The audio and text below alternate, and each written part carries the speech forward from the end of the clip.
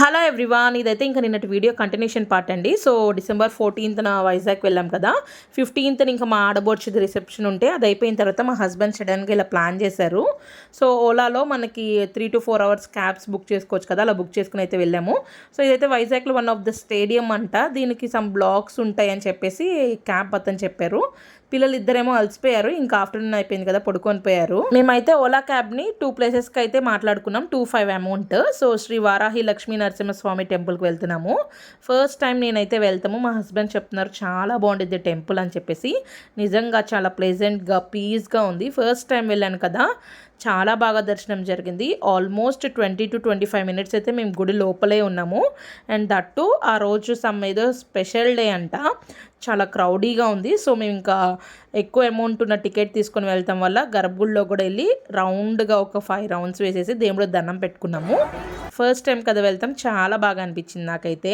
నేనైతే first time కదా సింహాచలం వెళ్తాము. నేను మా హస్బెండ్ అడుగుతున్నా ఏంటంటే దర్శనం అయిపోయింది కదా వెళ్ళిపోదామా అంటే, లేదు ఈ లైన్లో వెయిట్ చేసి అక్కడ స్తంభానికి కట్టేస్తారు, అక్కడ కోరికలు కోరుకోవాలి అని చెప్పారు.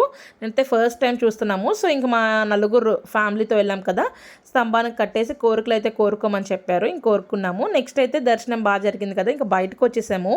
అండ్ చిన్నప్పుడు మీలో ఎంతమంది ఆటలాడారో కామెంట్ చేసేయండి.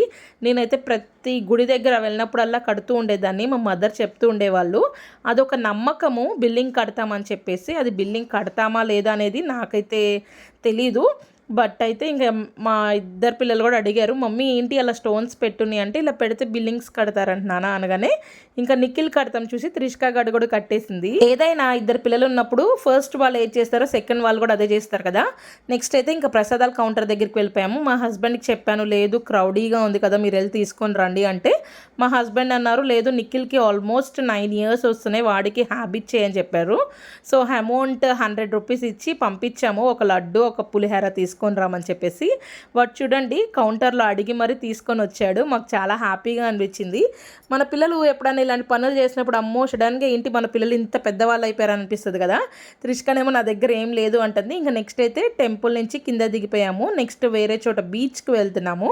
సో ఆ వీడియో ఈరోజు నైట్ 9 o'clock అప్లోడ్ చేస్తాను చూడండి. వీడియో నచ్చితే కనుక లైక్ చేసి మీ ఫ్రెండ్స్ అండ్ రిలేటివ్స్ షేర్ చేయండి. అండ్ అలాగే మన ఛానల్ని సబ్స్క్రైబ్ చేసుకోండి.